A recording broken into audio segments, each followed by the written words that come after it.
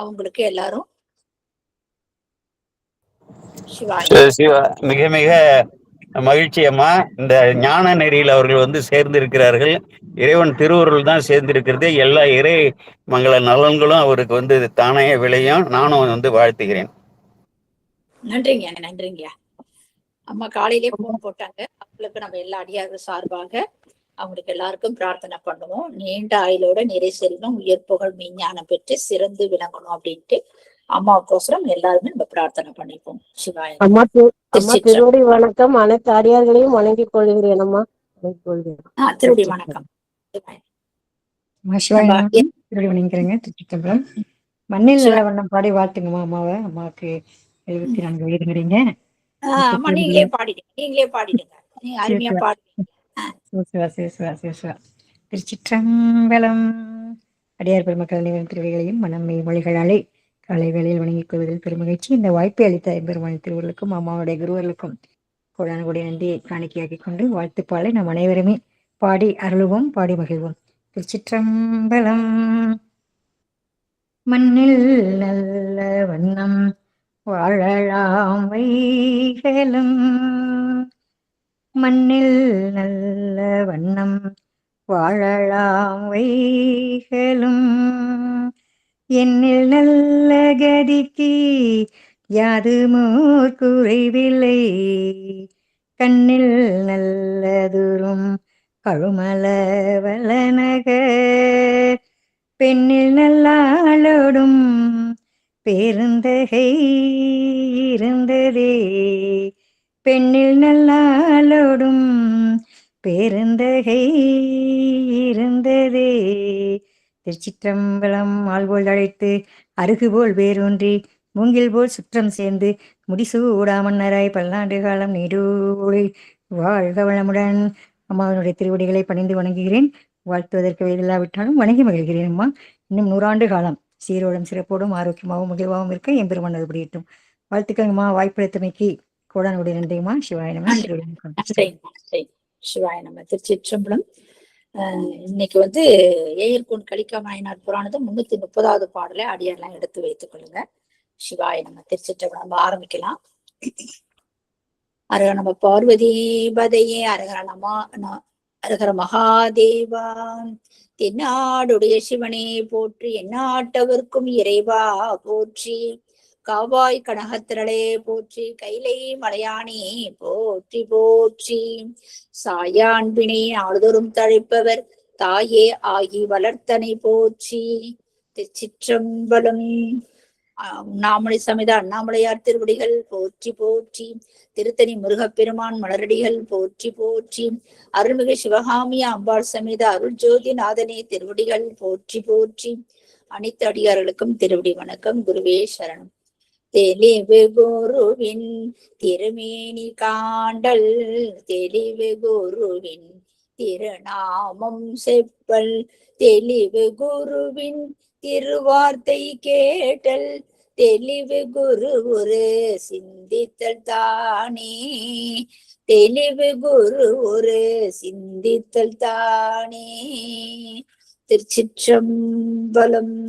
அம்மா வாருங்கள் அம்மா, எழுந்தருள்க. நீங்களே விநாயகர் பாடல் பாடி ஆரம்பிக்கலாங்கம்மா. அனைத்து அடியார் பெருமக்கள் திருவடி வணங்கிறேங்கம்மா. சிவாய் நம்ம. திருச்சிற்றம்பலம். திருவடி வணக்கம்.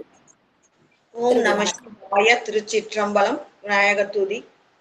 5 கரத்தனை ஆனை முகத்தனை, இந்தின் இளம்பிறை போலும் எயிற்றனை, நந்தி மகந்தனை ஞான கொழுந்தினை குந்தியில் வைத்தடி போற்றுகின்றேனே. அனைத்து சீரடியார் பெருமக்களின் அருள் பொற்பாதங்களையும் அன்புடன் பணிந்து போற்றி வணங்குகின்றேன். சிவபெருமானின் பெரும் கருணையினால் சிவனடியார் பெருமக்களின் அருள் சரிதங்களை போற்றி வணங்குகின்ற பெரிய புராணத்திலே ஏயர்கோன் கலிக்காம நாயனார் புராணத்தை இறைவன் திருவருளால் சிந்தித்து கொண்டிருக்கின்றோம். எப்போதும் போல சென்ற வகுப்புல என்ன பார்த்தோம் அப்படின்னு சிறு முன்னோட்டம் பார்த்துட்டு இன்றைய வகுப்பிற்கு செல்வோம். எம்பெருமான் தெய்வ சேக்கிழார் நாயனார் பெருமான் திருவடிகள் போற்றி போற்றி. எம்பெருமான் ஏயர்கோன் கலிக்காம நாயனார் பெருமான் திருவடிகள் போற்றி போற்றி.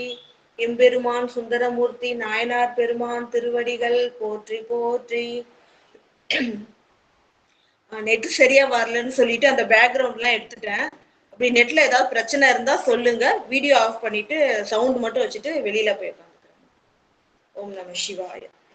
சென்ற வகுப்புல என்ன பார்த்தோம் அப்படின்னு சொன்னா, சுந்தரமூர்த்தி நாயனார் பெருமானுக்கு திருவாரூர் புற்றிடம் கொண்டார் கண் கொடுத்து அருள மிக்க மகிழ்ந்து இறைவனை வணங்குகின்றார். வணங்கி வெளியில வந்து தேவாசிரியன் மண்டபத்தில் அமர்ந்திருக்கின்றார். அப்பொழுது உடன் இருக்கின்ற பரிசனங்கள் என்ன சொல்றாங்க? திருவொற்றியூரில் நிகழ்ந்த அனைத்து சமாச்சாரங்கள், அனைத்து நிகழ்வுகளையும் கேள்வியுற்ற பறவையார் மிகுந்த துக்கமும் கோபமும் வருத்தமும் கொண்டிருக்கின்றார்.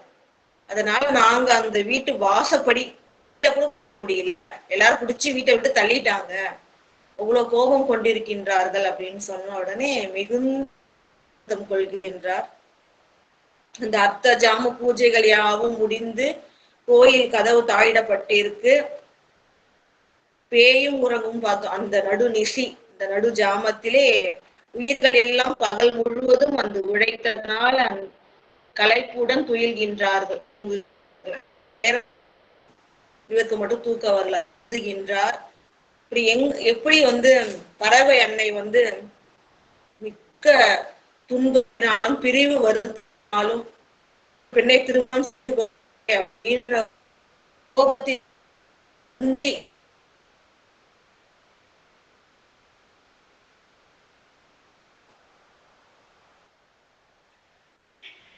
இப்படி வந்து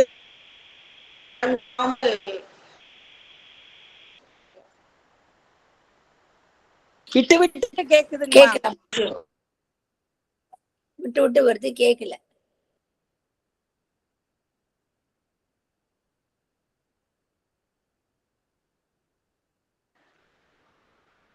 இப்ப பாருமா எப்படி இருக்கு சொல்லி.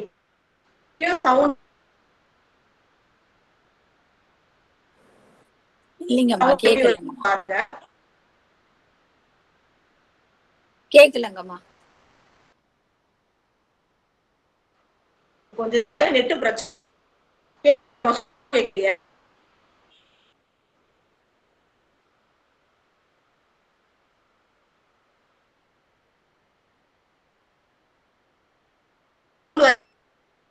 கேட்கலங்கம்மா, கேட்கலங்கம்மா.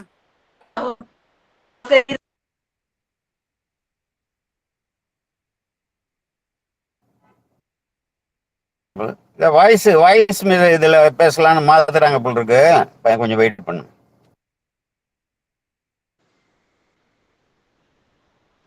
ஓம் நம சிவாய. இப்ப கேக்குதுங்களாம்மா? இப்ப கேக்குதுங்களா? தெளிவா கேக்குதுமா. தொடரு. சரிங்க ஐயா, சரிங்க ஐயா, நன்றிங்க ஐயா. இப்படி மிகுந்த மன வருத்தத்தோட துயிலாமல் இருக்கின்றார். தூங்காம கூடி இருக்கிற பரிசனங்கள் கூட தூங்கி மகிழும் பொழுது வருந்தி இருக்கின்றார். மிக வருத்தமுற்று இறைவனை நினைக்கின்றார். தனக்கு வந்து உற்ற இடத்து உதவும் தொண்டரும் தோழரும் ஆகிய சிவபெருமானை நினைக்கின்றார். அவருடைய திருவடியை நினைத்து வருந்துகின்றார். முதல்ல வந்து பறவையாருடைய அந்த ஊடலை நீக்குவதற்காக உலகியல்பு கற்ற மாந்தர், அதாவது சொல் திறமையில் வல்லவர்கள், ஒரு காரியத்தை சிறப்பாக முடிக்க கூடியவர்கள், எதிரியோட நிலைமை உணர்ந்து பேசக்கூடியவர்கள், அது போன்றவர்களை வந்து பெரியவர்களை தீர்வாக செல்ல விட்டார். அவர்கள் சென்று எம்பாட்டிக்கு இது தகுமோ அன்னையே, இது போல வந்து தன் கணவனை வந்து இடப்படுத்துதல் தகுமோ அப்படின்னு பலவும் எடுத்து உரைக்கின்றார்கள். அந்த சாம பேதம் அப்படின்ற அந்த முறையில முதல்ல சமாதானம் பேசி அவர்கள் உடன்படவில்லை அப்படின்னு சொன்னே பேத நிலைமையும் எடுத்து உணர்த்துறாங்க. அவர்கள் பெருமையெல்லாம் சொல்றாங்க. அப்பயும் அவங்க வந்து மனம் அந்த கொண்டம், அந்த செற்றம் அப்படின்ற அந்த சினம் வந்து அவங்களுக்கு குறையவே இல்லை. குறையாம என்ன சொல்றாங்கன்னா, குற்றம் செய்த அவருக்கு சாதகமாகவே இன்னும் இப்படி பேசிக்கொண்டே இருந்தீர்கள்னா நான் உயிரை விட்டு விடுவேன் அப்படின்னு சொன்ன உடனே அஞ்சு இவங்க பயந்து வீட்டை விட்டு வந்துட்டாங்க. இந்த உலகியல்பு கற்ற மாந்தர் வந்து சுந்தரமூர்த்தி நாயனார் பெருமானிடம் நிகழ்ந்த விஷயத்தை எல்லாம் சொன்ன உடனே ரொம்ப வருத்தப்படுறாரு. அவரு வருந்தி அந்த பெருமானுடைய திருவடிகளை நினைந்தார். நினைந்த உடனே அடியவர்களுக்கு அருளும் இறைவன் உடனே வந்து திருமேனி கொண்டு எழுந்தருளுகின்றார். அதாவது திருமாலும் அறிய முடியாத அந்த திருவடிகள் நிலத்தின் மீது படுமாறு தோய இறைவன் வந்து எழுந்தருளி வருகின்றார். வந்த உடனே எல்லையில்லாத மகிழ்ச்சியோடு வணங்கி இறைவன் திருவடிகளை விழுந்து சுந்தரமூர்த்தி நாயனார் பெருமான் வணங்குகின்றார். உனக்கு என்ன துன்பம் ஏற்பட்டது அப்படின்னு சுவாமி வந்து சொல்றார். ஏன்னா என்ன வேணும்ன்றது அவர் வாயால கேட்கணும். அதனால வந்து என் நீ உற்றது என்று சுவாமி கேட்க, அப்ப சுந்தரமூர்த்தி நாயனார் பெருமான் அருளி செய்கின்றார். ஐயனே சுந்தர திரு ஒற்றியூரில் நீங்க தான் அருள் செய்து உங்களுடைய திருவருளால கூர்மையான அழகிய ஒளி பொருந்தி அந்த சங்கிலியை திருமணம் செய்து கொண்டேன். அந்த திறம் எல்லாம் நிகழ்ந்தவற்றை எல்லாம் பறவை தெரிந்து கொண்டு அவள் பால் நான் சென்றால் வந்து உயிரை துறந்து விடுவேன் என்று கூறியிருக்கின்றால் என்ன நான் செய்வது அப்படின்னு சுவாமி கிட்ட சொல்றாரு. அது சொன்னது மட்டும் இல்லாம என்ன சொல்றாருன்னா, நான் உங்களுக்கு அடியவன், நீங்க எனக்கு தோழரும் தம்பிரானுமாக விளங்குகின்றீர்கள். அதாவது தம்பிரான்னா எனக்கு தலைவனாகவும் இருக்கின்றீர்கள், தோழராகவும் விளங்குகின்றீர்கள். அதனால என்னுடைய துன்பத்தை, என்னுடைய அறிவு முழுவதையும் அழிக்கின்ற துன்பம், அதாவது ரொம்ப துன்பமா இருக்கும்போது நமக்கு என்ன செயல் செய்யணும்னே தெரியாது. அதனால என்னோட செயற்கை அறிவு, இயற்கை அறிவு யாவற்றையும் அழிக்கின்ற இந்த துன்பத்தை வந்து நீக்குவதற்கு இந்த இரவே நீங்கள் சென்று பறவையுடைய அந்த புலவி ஊடலை தீர்த்து அருள் செய்ய வேண்டும் அப்படின்னு சொன்ன உடனே சுவாமி சொல்றாங்க, சுந்தரமூர்த்தி நாயனாருடைய முகம் நோக்கி நேருக்கு நேரா சுவாமி என்ன சொல்றாங்க, துன்பம் ஒழி, நீ உன்னுடைய துன்பத்தை ஒழித்து விடு, உனக்கு ஒரு தூதனாகி இப்பொழுதே போகின்றேன் அப்படின்ட்டு அருள் செய்கின்றார். இதுவரையும் சென்ற வகுப்புல பார்த்தோம். இப்ப இன்றைய வகுப்பு பார்ப்போம். 330வது பாடல். எல்லையில்லா களிப்பினராய் இறைவர் தாளில் வீழ்ந்து எழுந்து வல்ல பரிசு எல்லாம் துதித்து வாழ்ந்து நின்ற வன்தொண்டர் முல்லை முகைவெண் நகை பறவை முகில்சேர் மாடத்து இடை செல்ல நில்லாது ஈண்ட எழுந்தருளி நீக்கும் புலவி என தொழுதார். சுந்தரமூர்த்தி நாயனார் பெருமான் என்ன சுவாமிக்கு விண்ணப்பம் செய்கின்றார்? சுவாமி என்ன சொல்றாங்க, உனக்கு ஒரு தூதனாகி இப்பொழுதே போகின்றேன் பறவையார் மாளிகைக்குன்னு சொல்ல என்ன மறுமொழி சுந்தரமூர்த்தி நாயனார் பெருமான் சொல்றார் அப்படின்னா, எல்லையில்லா களிப்பினராய் இறைவர் தாளில் வீழ்ந்தெழுந்து.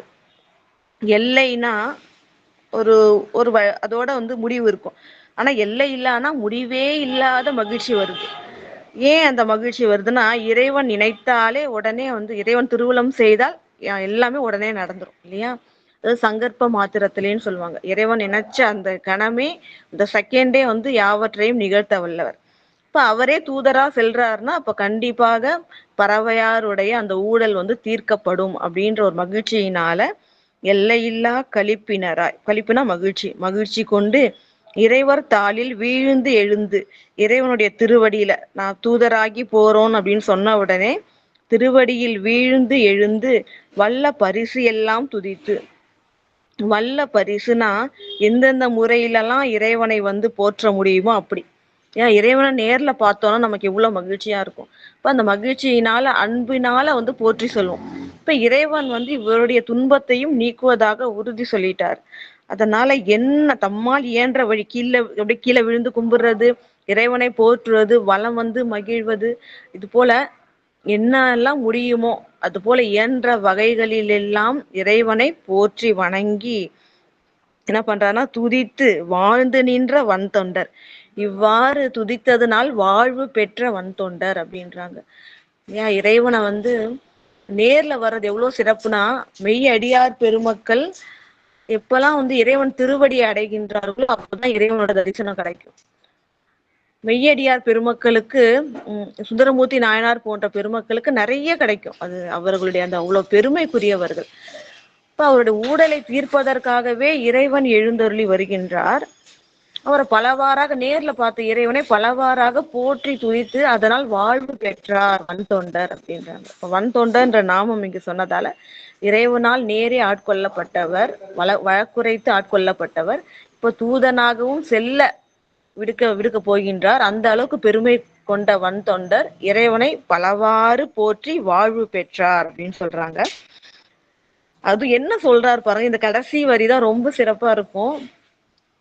படிச்சோடனே எனக்கே கொஞ்சம் கஷ்டமா இருந்துச்சு. இப்படி சுவாமி கிட்ட சுந்தரமூர்த்தி நாயனார் பெருமான் விண்ணப்பம் செய்கின்றாரேன்னு. ஏன்னா அவரை அல்லால் வேற யாரும் செய்ய முடியாது. சுவாமி கிட்ட என்ன சொல்றாருன்னா, முல்லை முகைவெண் நகை பறவை முகில்சேர் மாடத்து இடை செல்ல நில்லாது ஈண்ட எழுந்தருளி நீக்கும் புலவி என தொழுதார்.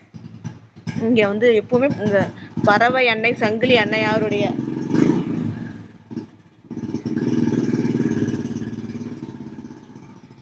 பறவை சங்கிலியாருடைய அந்த அழகு நலன்கள் அங்கங்க வந்து போற்றி வணங்கப்படும். அதுல இப்ப சொல்றாங்க, முல்லை முகை வெண்ணகை. இந்த முகைனா அரும்பு. இந்த முல்லை அரும்புகளை வரிசையே கட்டுனா எவ்வளவு அழகா இருக்குமோ அது போல அழகிய பல்வரிசையை கொண்ட பறவையார் அப்படின்றாங்க. அதுவும் வெண் நகை, அந்த வரிசையான பற்கள் அது போல இருக்கிறது மட்டும் இல்லாம அவங்க அப்படி சிரிக்கும் பொழுது அது வெண்மையா இருக்குமா. அந்த முல்லை அரும்புகள் போல அந்த வரிசை மட்டும் இல்லாம வெண்மையாகவும் இருக்கும். அத்தகைய அழகிய நகையினை கொண்ட சிரிப்பினை கொண்ட பறவையார் இருக்கின்ற முகில்சேர் மாடத்து. அந்த பறவையார் தங்கி இருக்கின்ற அந்த வீடு எப்படின்னா உயர்ந்த மாடம், உயர்ந்த ஒரு பெரிய மாடி வீடு.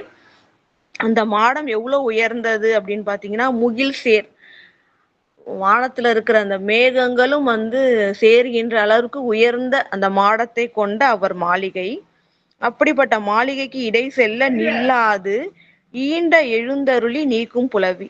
என்ன சொல்றாங்கன்னா, சுவாமி முல்லை போன்ற அந்த அரும்புகளும் அந்த வெண்மையான அழகிய சிரிப்பும் கொண்ட பறவையாருடைய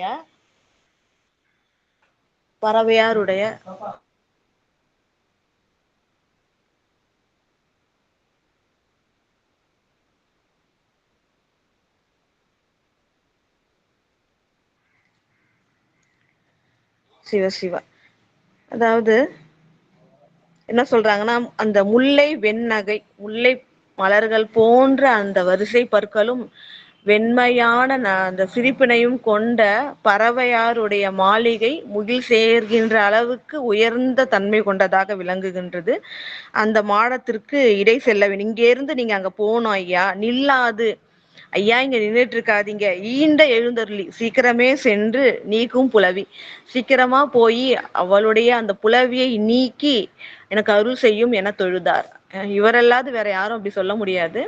சுவாமி கிட்ட சொல்றாரு, உடனே சென்று, இங்க நில்லாது, இங்க நின்றுட்டு இருக்காம உடனே சென்று பறவையாருடைய புலவியை தீர்த்து அருள் செய்யும் அப்படின்னு சொல்லிட்டு இவரை தொழுது வணங்கி இறைவனை கேட்கின்றார்.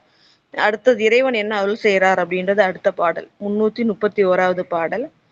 அண்டர் வாழ கருணையினால் ஆலகாலம் அமுது ஆக உண்ட நீல கோலமிடற்று ஒருவர் இருவர்க்கு அறிவறியார் வண்டு வாழும் மலர்கூந்தல் பறவையார் மாளிகை நோக்கி தொண்டனார்த்தம் துயர் நீக்க தூதனராய் எழுந்தருள. சொல்லிட்டார் இல்லையா சுவாமி கிட்ட, உடனே போங்க அப்படின்னு சொன்ன உடனே சுவாமி எழுந்தருளுகின்றார். எப்படிப்பட்ட தன்மை உடையவர் நம்முடைய சிவபெருமான். அண்டர் வாழ கருணையினால் ஆலகாலம் அமுதாக உண்ட, அதாவது உலகங்கள் எல்லாம் வாழ்வதற்காக, அதாவது தேவர்கள் மட்டும் இல்ல, அந்த ஆலகால விஷம், பார்க்கடலை கடைந்த பொழுது தோன்றிய விஷம் எல்லா உலகங்களையும் அழிக்கக்கூடிய நச்சுத்தன்மை வாய்ந்தது.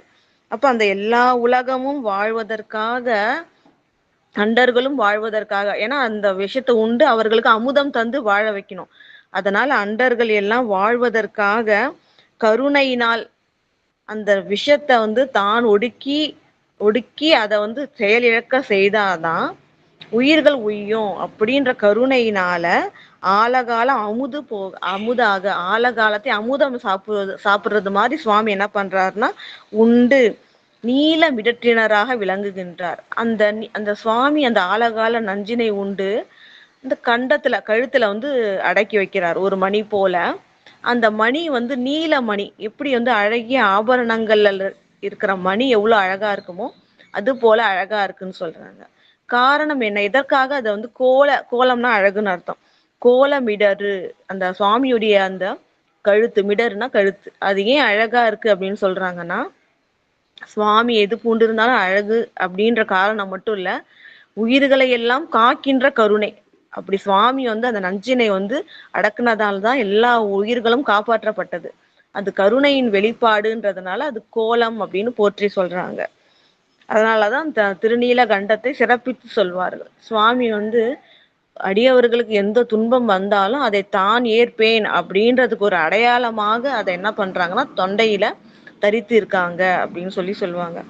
அது போல அந்த உலகம் எல்லாம் உய்வதற்காக கருணையினால சுவாமி என்ன பண்றாங்க, ஆலகால நஞ்சினை உண்டு அழகிய மிடற்றினராக விளங்குகின்றார். அப்படிப்பட்ட ஒருவர், ஏன்னா வேற யாராலும் அதை செய்ய முடியாது. அந்த அந்த திருமால் பிரம்மன்லாம் வந்து அதை பார்த்து பயந்து ஓடினாங்க. திருமாலுக்கு வந்து நிறம் மாறி, அதனாலதான் ஒரு கருநிறமா மாறினார் அந்த விஷத்தோட தன்மையினால. அதே மாதிரி பிரம்மனும் பொன்னிறம் மாறி புகை நிறம் பெறுகின்றார். அந்த விஷத்தோடைய அந்த காற்று பட்டே நிறைய பேர் இறந்து போறாங்க. அந்த அந்த விஷயத்த சிவபெருமானால மட்டும்தான் அடக்க முடியும். அதனாலதான் அவர் என்ன பண்றாருன்னா தன்னுடைய திருமிடத்தில் அடக்குகின்றார். ஒருவர்னா ஒப்பில்லாதவர். அப்படி அந்த பெருமையினை உடைய, கருணை உடைய, ஒப்பில்லாத ஒருவர். அவர் அந்த பெருமை மட்டும் இல்ல, இருவருக்கு அறிவறியார். திருமாலாலும் பிரம்மனாலும் அறிய முடியாத அனலுருவாய் திருவண்ணாமலையில் நின்றருளியவர். அப்படிப்பட்ட இறைவன், அதாவது எது சொல்ல வராங்கன்னா, இவ்வளோ பெருமைக்குரிய இறைவன் ஒரு தூதராக போறார் அடியவருக்காக. தூதராக போறவர் சாதாரண கிடையாது. இந்த சர்வலோகங்களில் யாராலும் செய்ய முடியாத, ஒப்பில்லாத செய்கையை செய்த ஒருவர், கருணையினால செய்தவர். அவர் மற்ற தெய்வங்கள் அப்படின்னு போற்றப்படுகின்றவர்களாலும் அரிதற்கு அரியவர். அவர் என்ன பண்றார்னா தூதராக போகின்றார். அத்தகைய பெருமைக்குரியவர் அடியவர்களுக்கு எளியவராக விளங்குகின்றார்னு சொல்லி பறவையார் மாளிகைக்கு போறாங்க. எப்படிப்பட்ட பறவையார்னா, வண்டு வாழும் மலர்கூந்தல் பறவை. அழகிய மலர்களை அன்னை சூடி இருக்கிறாங்க பறவையார். அந்த மலர்களை வந்து வண்டுகள் எப்பொழுதும் சுற்றி கொண்டே இருக்கின்றதா, மொய்த்து கொண்டே இருக்கின்றதா. ஏன்னா அந்த பூக்கள் வந்து அப்ப வந்து அவ்வளோ ஃப்ரெஷ்ஷா இருக்குன்னு அர்த்தம். அப்பொழுது மலர்ந்த மலர்கள்ல தான் தேன் இருக்கும். இப்படி தேன் இருந்தாதான் வண்டுகள் மொய்க்கும். அவ்வளோ சிறப்பான அன்று பூத்த அழகிய மலர்களை தொடுத்து தலையில் சூடி இருக்கிறாங்க. அதனால வந்து அந்த வண்டுகள் மொய்க்கின்றது. அத்தகைய மலர் கூந்தலை கொண்டவராகிய பறவையார் அப்படின்னு எடுத்துக்கலாம்.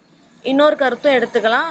பெண்களுக்கு இயற்கையிலே மனம் உண்டு. அந்த இயற்கை அந்த கூந்தலுக்கு, அப்ப வந்து அந்த இயற்கை மனத்தையே பூ போன்று நினைத்து வண்டுகள் மொய்க்கின்றது.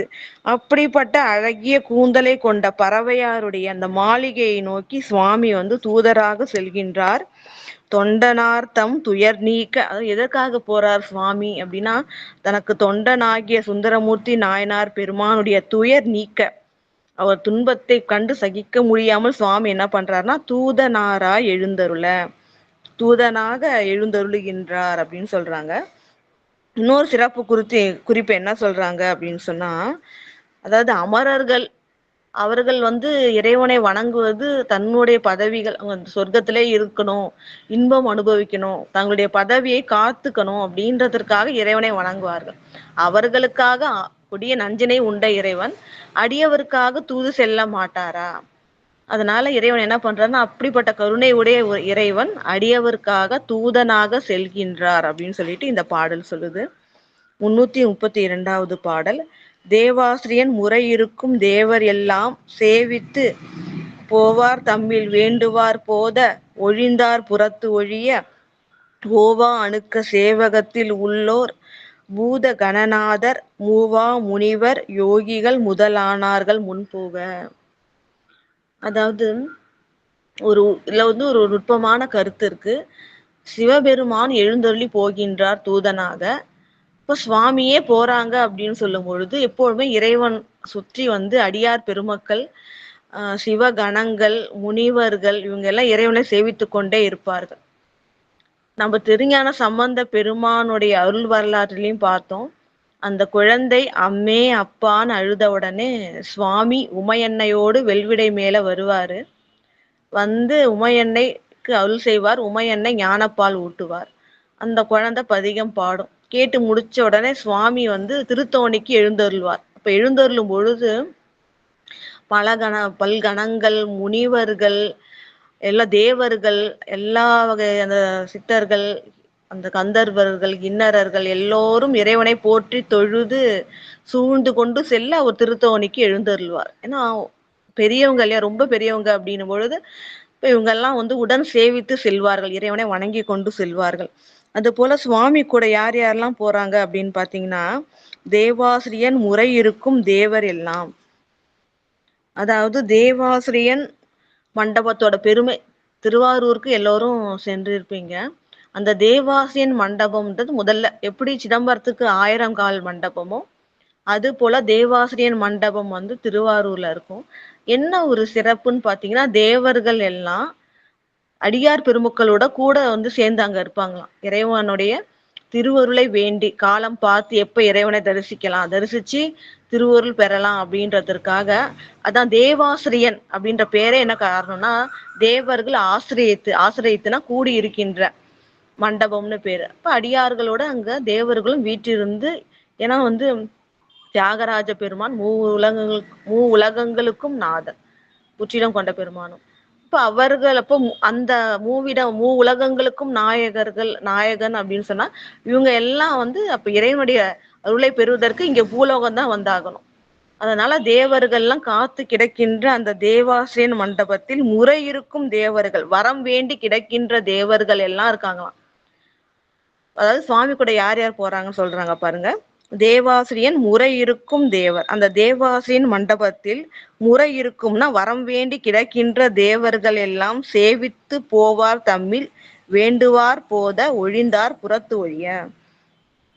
அதாவது என்னன்னா, இறைவன் கூட எல்லாரும் போக முடியாது.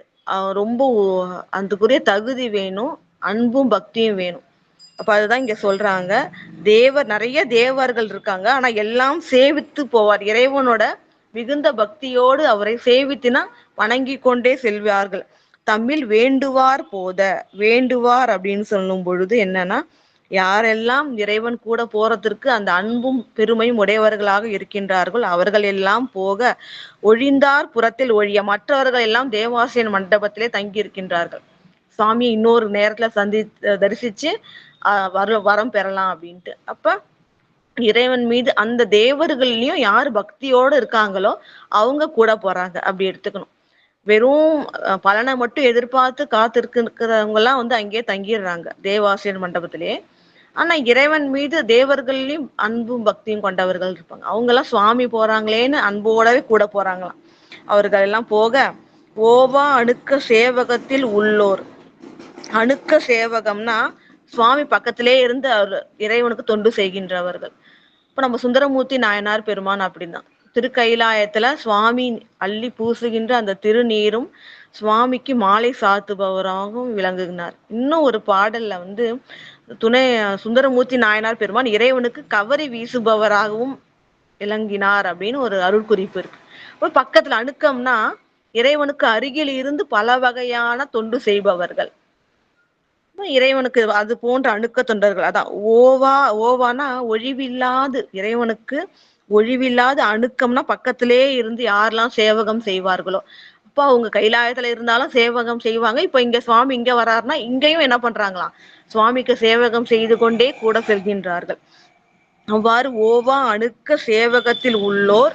முதல்ல என்ன பார்த்தோம், தேவர்கள், தேவாசிரியர் மண்டபத்தில் இருந்த தேவர்கள், அன்பும் பக்தியும் கொண்ட தேவர்கள் எல்லாம் உடன் செல்ல.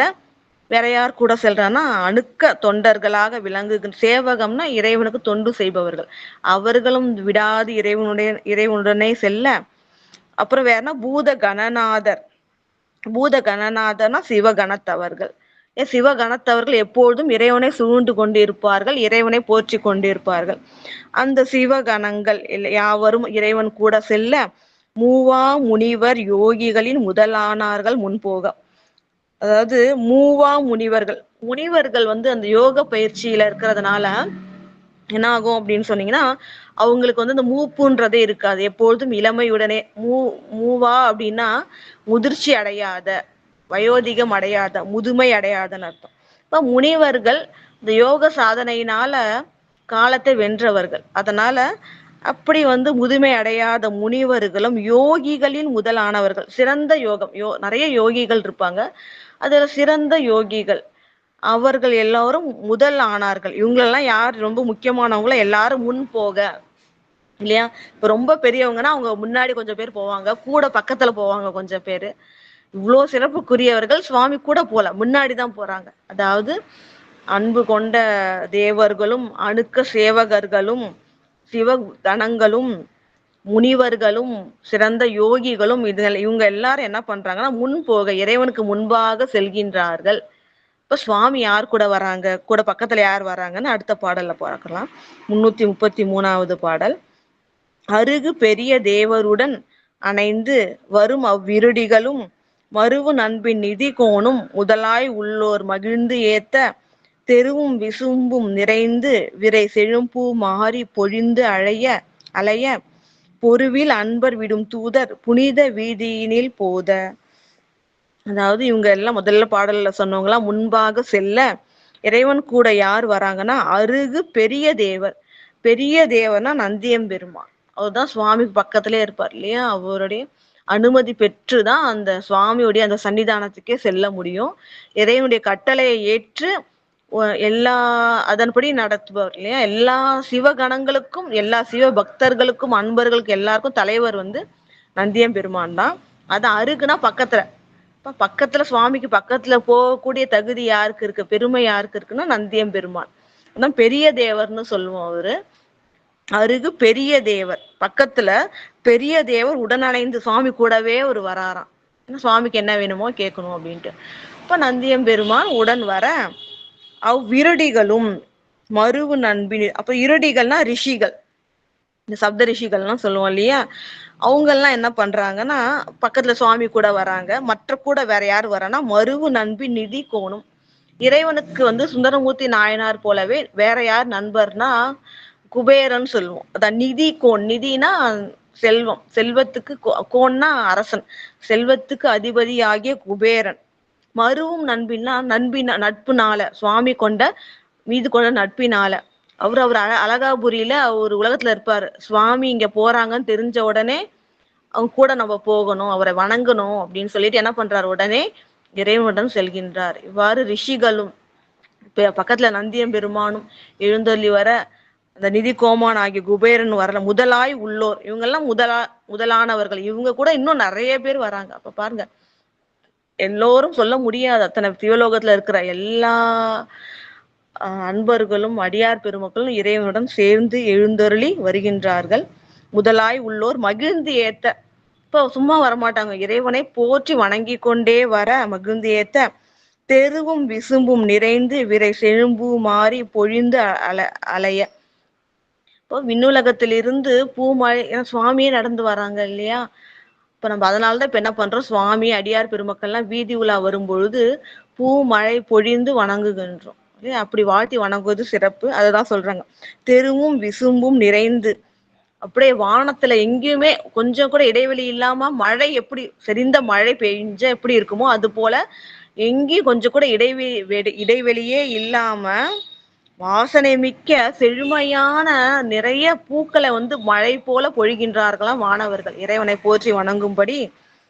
தெருவும் அது எங்க பார்த்தா நிறைஞ்சுக்குன்னா வானம் எங்கும் நிறைஞ்சிருக்கான். தெருவும் அந்த அப்படி கீழே விழுந்த அந்த பூக்களால தெரு எங்கும், திருவாரூர் வீதி எங்கும் பூக்களால் நிரம்பி இருக்கின்றது அப்படின்றாங்க.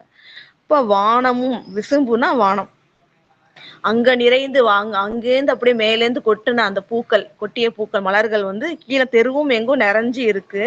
எப்படிப்பட்ட பூக்கள்னா விரை வாசனைக்குரிய செழுமையான பூக்கள். மாறினா மழை, பூக்களையே மழை போல பொழிந்து அலைய. அந்த பூக்கள் இவ்வாறு வானுலகத்துள்ளவர்கள்லாம் போற்றி வணங்க பொருவில் அன்பர் விடும் தூதர். பொருவில்னா ஒப்பில்லாத அன்பர் இல்லையா. மற்றவர்களுக்காக அது மாதிரி போவாரா சுவாமி? மற்றவர்கள் கேட்க முடியுமா சுவாமி கிட்ட? இப்ப ஒப்பில்லாத, பொருவில்னா ஒப்பற்றவராகிய அன்பராகிய சுந்தரமூர்த்தி நாயனார் பெருமான் விடும் தூதர். அவரோட தூதர் சிவபெருமானை தான் அப்படி சொல்றாங்க. அப்படி சுந்தரமூர்த்தி நாயனாரால் அனுப்பப்பட்ட தூதர் புனித வீதியினில் போத. இந்த புனித வீதியிலே வருகின்றார் அப்படின்னு சொல்றாங்க. திருவாரூர் வீதி எவ்வளவு சிறப்புக்குரியது அப்படின்னு சொல்லிட்டு சொல்லுவாங்க பாருங்க அடுத்தடுத்த பாடல்ல. ஏன்னா இறைவனுடைய திருப்பாதங்கள் படுமாறு அவர் நிலத்தில் தோய நடந்தது இல்லையா, அன்பர்கள் உடன் சூழ சுவாமி வந்தது. இன்னொன்னு வீதி விடங்க பெருமான் ஆகிய தியாகேச பெருமான் அந்த திருத்தேர்ல பவனி வருவார் அந்த வீதிகள்லாம். அதனால அத்தகைய பெருமைக்குரியது அந்த திருவாரூர் வீதிகள். இந்த புனித வீதியில சுவாமி போகின்றார், பறவையாருடைய மாளிகையை நோக்கி போகின்றார். அடுத்த பாடல் 34. மாலும் அயனும்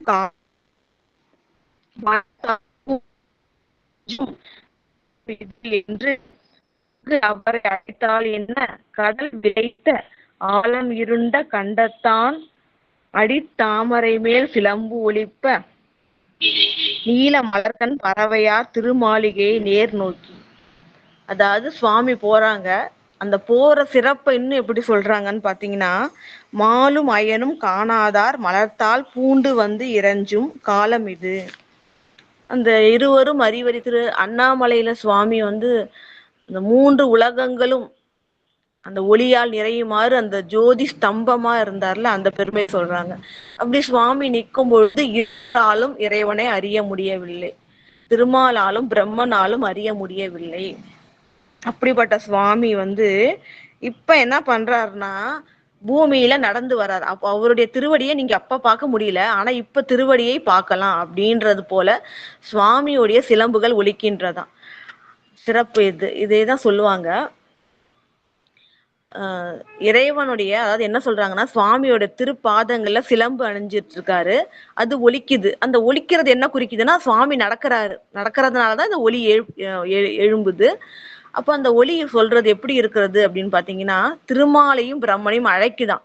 அப்ப நீங்க பார்க்க முடியாம வருந்துனீங்களே, இப்ப நீங்க வந்து பார்க்கலாம். இப்ப மண்ணுலகத்துக்கு வந்தா இறைவனுடைய திருவடியை தரிசிக்க முடியும், தரிசித்து வணங்கி நீங்கள் வேண்டுவதை பெற முடியும், அதனால தரிசிக்க வாங்க அப்படின்ட்டு திருமாலையும் பிரம்மனையும் அழைப்பது போல சுவாமியுடைய சிலம்பின் ஒலி இருக்கு. எவ்வளவு ஒரு புனிதமான ஒரு இது பாருங்க.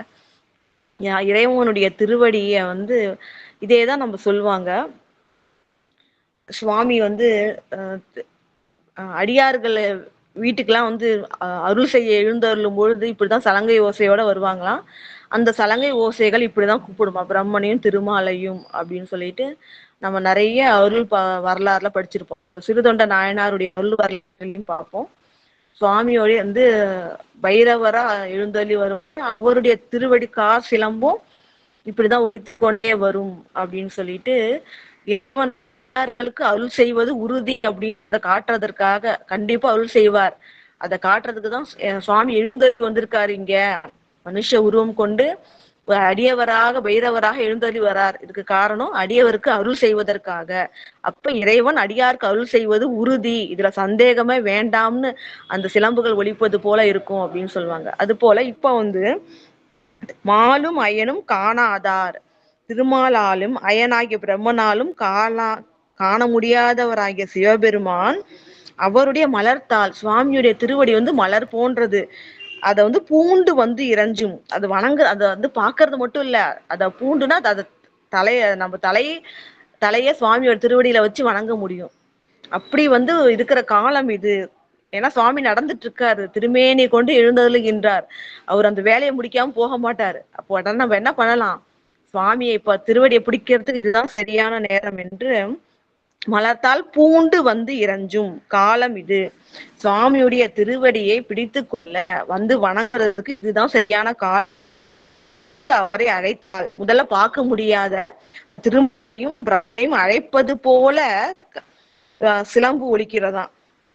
அந்த சிலம்பு இன்னும் சிறப்பா சுவாமி எப்படி சொல்றாங்கன்னா, கடல் விளைத்த ஆழம் இருண்ட கண்டத்தான், இந்த பார்க்கடலில் விளைந்த இந்த ஆழகாலத்தை உண்ட இருண்ட கண்டத்தான்.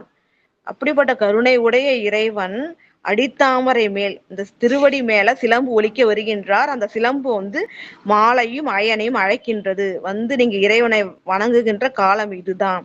அப்ப பார்க்க முடியாத தரிசிக்க முடியாத திருவடியை இப்பொழுது தரிசனம் செய்து வணங்குங்கள்னு சிலம்புகள் ஒலிக்கும்படி சுவாமி நடந்து போறாரு.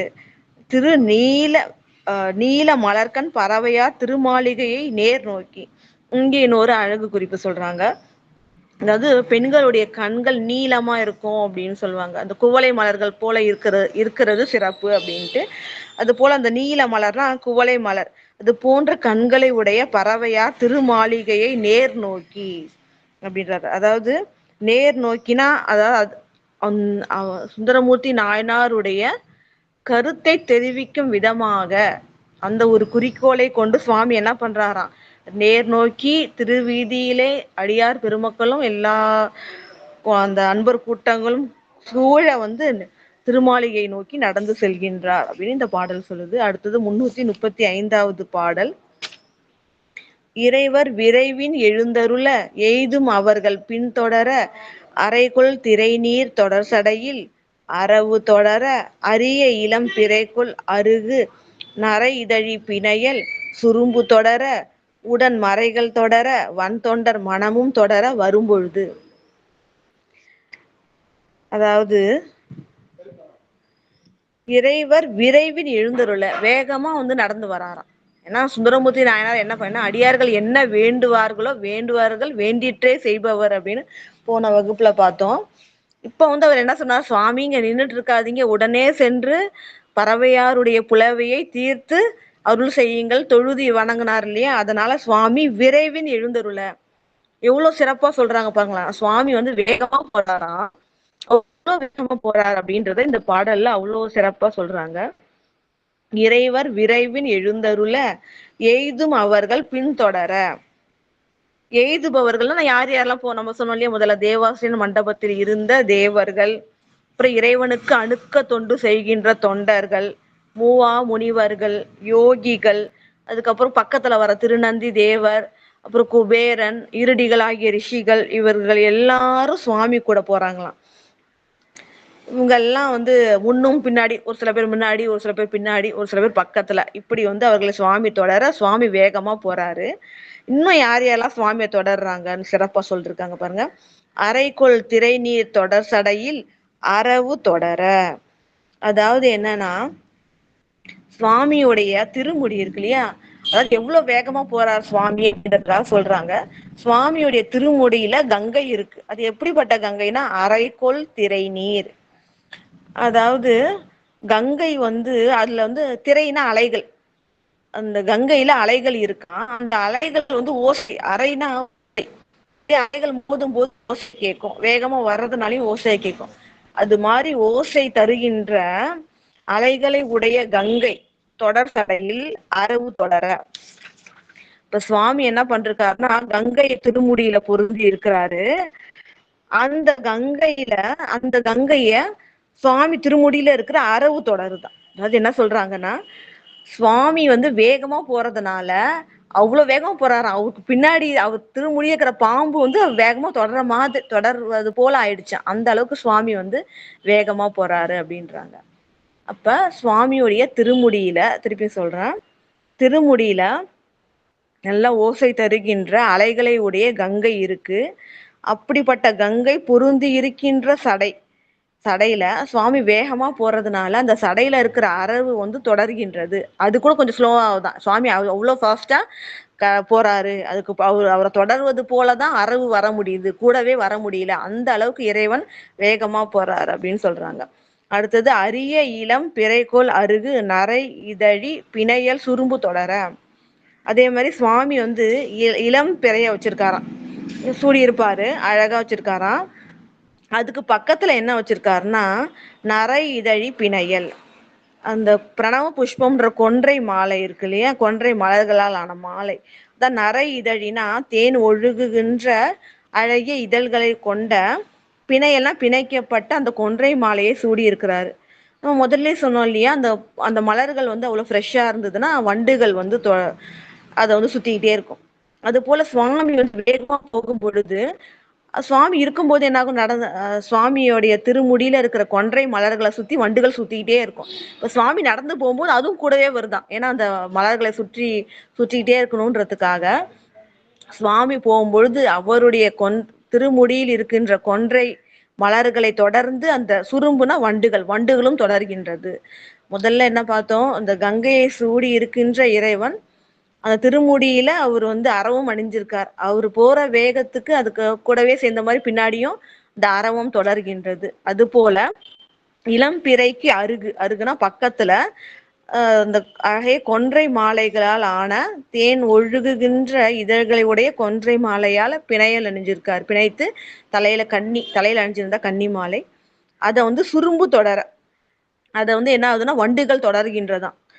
அப்படி தொடர்ற அளவுக்கு மிக வேகமாக இறைவன் செல்கின்றார். உடன் மறைகள் தொடர, முதல்ல நிறைய தடவை சொல்லியிருக்கேன், இறைவன் எப்பொழுது எழுந்தருளி வந்தாலும் வேதங்கள் இறைவனை தொடர்ந்து வரும். நிறைய இடத்துல பார்த்துருக்கோம். சில இடத்துல சுவாமியுடைய கோவணமா ஒரு வேதங்கள், சில இடத்துல சுவாமியுடைய அந்த கொடையா ஒரு கையில எடுத்துட்டு வர கொடை அப்படி வரும். முப்புரி நூலாக சுவாமி வேதங்களை அணிந்து கொண்டு வருவார். சோமாசி மாற நாயனாருடைய அந்த வேள்விக்கு சுவாமி வந்து வேதங்களை நாய்களாக மாற்றி 4 வேதங்களையும் 4 நாய்களாக மாற்றி எடுத்து வருவார் அவரு. அது போல இப்ப வந்து என்ன ஆகுதுன்னா வேதங்கள் தொடர, சுவாமி எப்பொழுதும் வேதங்கள் போற்றி கொண்டே இருக்கும், பற்றி கொண்டே இருக்கும். இப்ப சுவாமிய வேதங்களும் தொடர, வன் தொண்டர் மனமும் தொடர வரும் பொழுது இந்திரமூர்த்தி நாயனார் பெருமாளுடைய திருமேனி உடல் தான் தேவாசிரியன் மண்டபத்துல இருக்கு. அவரோட மனமும் சுவாமியை தொடருதான். ஏன்னா சுவாமி போனாதான் இந்த காரியத்தை முடிச்சு வைப்பாரு, கண்டிப்பா முடிச்சிருவாரு. எப்ப முடிப்பாரு, எப்ப போவும், அதனால அவரோட மனமும் தொடர, வன் தொண்டர் மனமும் தொடர வரும்பொழுது, இப்ப இதெல்லாம் தொடர வரும்பொழுது சுவாமி முன்னாடி யார் யார் போனா, கூட யார் யார் போனான்னு பார்த்தோம். இப்ப பின்னாடி யார் யாரெல்லாம் தொடர சுவாமி எழுந்தருளுகின்றார்ன்றதை இந்த பாடல்ல சொல்றாங்க. அடுத்தது 336வது பாடல். பெரு வீரையினும் மிக முழங்கி பிறங்கு மத குஞ்சரம் உரித்து மறுவீர் உரிவை புனைந்தவர் தம் மருங்கு சூழ்வார் நெருங்குதலால் திருவீதியினில் அழகர் அவர் மகிழும் செல்வ திருவாரூர் ஒரு வீதியிலே சிவலோகம் முழுவதும் காண உலது ஆமார். திருவாரூருக்கு ஏன் இவ்வளோ பெருமை வந்ததுன்னா இது மிக முக்கிய காரணம். திருவாரூர்ல இறைவன் திருவடி தோய நடந்து சென்று பறவையாருக்காக தூது செல்கின்றார். 1க்கு 2 முறை அதை பார்க்க போறோம். பாடல் பெரு வீரையினும் மிக முழங்கி அப்படின்னு சொல்றாங்க. இந்த வீரை அப்படின்னு சொன்னா கடல்னு அர்த்தம். இங்க சுவாமியோட பெருமை சொல்றாங்க. முதல்ல எப்படி சொன்னாங்க, இருவரும் அறிவறியாதார் அப்படின்னாங்க. ஆழகால நஞ்சினை உண்ட அவரால் மட்டும்தான் அதை தாங்க முடியும். அப்படிப்பட்ட பெருமைக்குரியவர், ஆற்றல் உரியவர்னாங்க. இப்ப சொல்றாங்க பாருங்க, பெரு வீரையினும் மிக முழங்கி. இந்த கடல்றது எப்பவுமே அலைகள் கொண்டு இருக்கும், அதனால ஓசை கொடுத்துக்கிட்டே இருக்கும். அப்ப இந்த யானையுடைய தோலை உரித்து சுவாமி போத்தினார் இல்லையா, அந்த பெருமையை சொல்றாங்க. பெரு வீரையினும் மிக முழங்கி, பெரிய கடல், அது வந்து நிறைய ஓசை கொடுக்கும். அதை விட அதிகமா ஓசை தரக்கூடிய ஒரு கொடிய யானையா வந்து இந்த கயமுகாசுரன் அப்படின்னு வரான். அவனைதான் வந்து சுவாமி வந்து அவனோட தோலை உரிச்சு சுவாமி திருமேனியில போத்திக்கிறாரு. அதுதான் பெரு வீரைனா பெரிய வீரைனா கடல். அந்த கடலை விட மிக முழங்கி மிகுந்த ஓசை எழுப்பி கொண்டு பிறங்குகின்றன விளங்குகின்ற, அப்படி விளங்குகின்ற மத குஞ்சரம். குஞ்சரம்னா யானை, மதம்னா மதம் கொண்ட யானை. மதம் கொண்ட யானையாக வந்து அந்த கஜாசுரனுடைய உரித்து அவனோட தோலை உரிச்சு என்ன பண்றாரு, அந்த மறுவீர் உரிவை, ஈர்னா தோல், அப்படி உரிச்ச தோலை உரிவைனா அந்த தோலை வந்து உரிச்சத, உரித்து அப்படின்னா செயல், வீர்ன்றது தோல், உரிவை அப்படி உரிச்சு அந்த தோலை புனைந்தவர்னா அணிந்தவர் சிவபெருமான். நமக்கு தெரியும், அந்த கஜசம்ஹார மூர்த்தியா இருக்கும் பொழுது சுவாமி என்ன பண்ணாரா, அந்த யானையுடைய தோலை உரித்து தன் மேனியில் போர்த்தி கொண்டார் அப்படின்ட்டு. ஏன் போர்த்திக்கிட்டார் அப்படின்னா, சுவாமி வந்து அந்த யானை அவ்வளோ ஒரு கொடியதா இருந்துதான். அதை அழிப்பதற்காக விண்ணுக்கும் மண்ணுக்கும் அப்படியே ஒரு உயர்ந்த ரூபமாக விஸ்வரூப தரிசனத்துல சுவாமி இருக்கும் பொழுது அவருடைய அந்த ஒளியை பார்க்க முடியாம தேவர்கள் மனிதர்கள் அந்த அடியார் பெருமக்கள்லாம் கண் கூசிச்சான். இப்ப அவர்களுக்கு அந்த தரிசனம் தரணும் அப்படின்றதற்காக அந்த திருமேனியுடைய அந்த ஒளியோடைய இதை குறைக்கணும்ன்றதுக்காக, மற்றவங்க கண்ணுக்கு படாம இருந்தாதான் அவங்க தரிசனம் பண்ண முடியும்ன்றதுக்காக அந்த யானையுடைய தோலை எடுத்து திருமேனியில் போர்த்தி கொண்டாராம். அதுதான் புனைந்தவர். அப்ப மதம் ஒழுகுகின்ற யானையுடைய தோலை உரித்து புனைந்தவர். அப்படிப்பட்ட சிவபெருமான் சுத்தி எல்லாரும் முதல்ல சொன்ன மாதிரி எல்லாரும் முன்னாடி போடுறாங்க, கொஞ்சம் பேர் கூட வராங்க. இப்படி பின்தொடர்ந்து வர எல்லாரும் நெருக்கமா சுவாமி பெரியவங்கன்னா கூட போனோம் இல்லையா, நெருக்கமா எல்லாரும் போறதுனால அந்த ஒரு தெருவுல இப்ப சிவலோகத்துல சிவபெருமானை வணங்குகின்றவர்கள் யாவரும் இருப்பாங்க. இங்கேயும் அதே போல சிவபெருமானுக்கு நெருக்கமா எல்லாரும் போறதுனால அந்த ஒரு தெருவிலேயே சிவலோகம் முழுவதும் குடிகொண்டது போல விளங்குகின்றது அப்படின்னு சிறப்பா சொல்றாங்க. அந்த திருவாரூர்ல ஒரு வீதியிலேயே சிவலோகம் அடக்கம் அப்படின்ற பெருமைக்குரியது திருவாரூர்ன்றாங்க. இது மட்டும் இல்லாம திருவீதியினில் அழகர் அவர் மகிழும் செல்வ திருவாரூர்.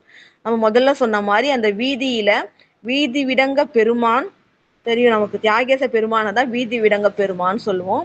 தேர்ல பவனி வர்றது வீதி விடங்க பெருமான் ஆகிய தியாகேச பெருமான் தான். அதான் திரு வீதியினில் அழகர், அழகர் தான் தியாகேச பெருமான்.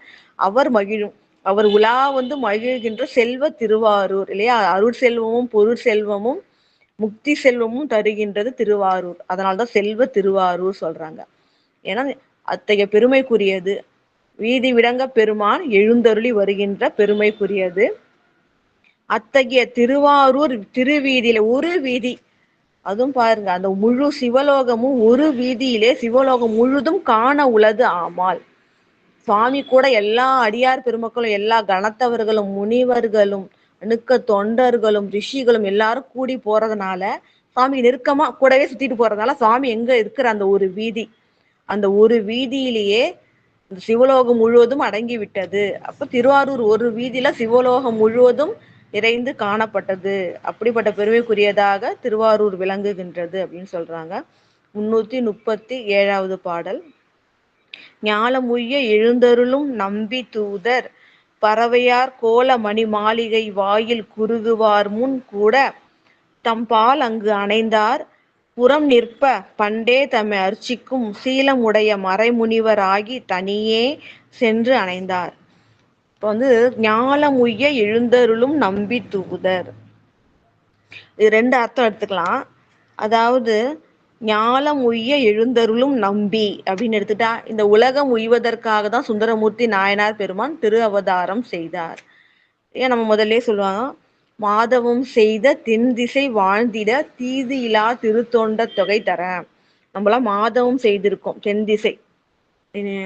அதனால நம்மளாம் வாழ்வு பெறுவதற்காகவும் தீது இல்லானா தீதெல்லாம் அகற்றுகின்ற, யாரெல்லாம் ஓதுகின்றார்களோ யாரெல்லாம் போற்றி இருக்கின்ற அடியார்களை வணங்குகின்றார்களோ அவர்களுடைய குற்றங்களை எல்லாம் நீக்குகின்ற திருத்தொண்ட தொகை தருவதற்காக தான் சுந்தரமூர்த்தி நாயனார் பெருமாள் திரு அவதாரம் செய்தார்னு தெரியும்.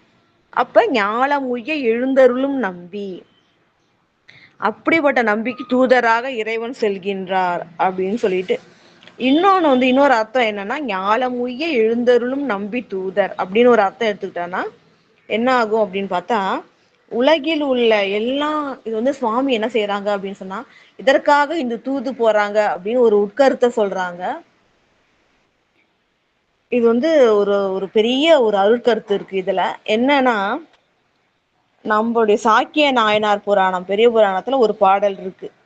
செய்வினையும் செய்வானும் அதன் பயனும் சேர்ப்பானும் மெய்வகையால் நான்காகும் விதித்த பொருள் என கொண்டே அப்படின்னு ஒரு பெரிய உண்மை.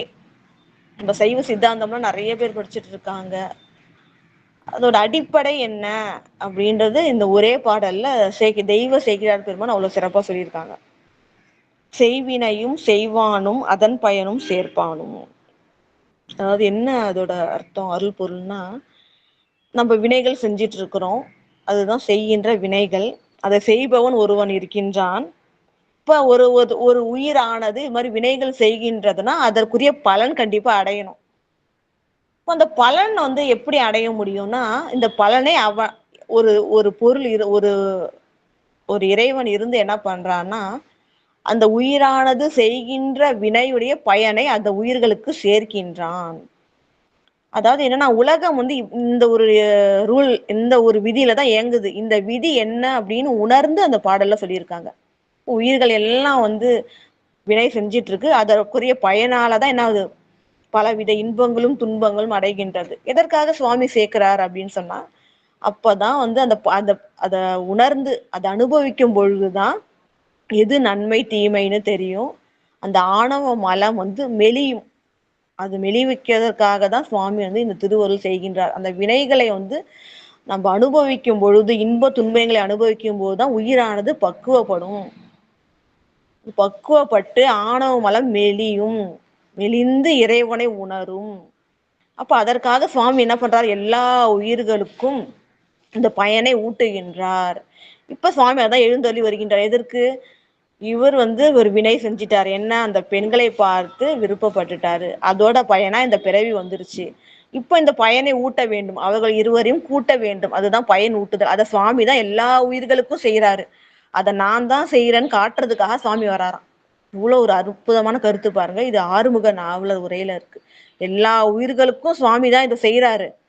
ஆனா அது வெளியில தெரியல. அதை வெளியில எல்லோருக்கும் உணர்த்தும்படியாக சுவாமி தூதரா வராராம். அதுவும் முக்கியமா அடியார்களுக்கு இந்த மாதிரி இந்த வினை பயனை ஊட்டுவது தாமே. ஊட்டி என்ன பண்ணா அந்த வினையை கழித்து, அப்பதானே அவர்கள் என்ன பண்ண முடியும்?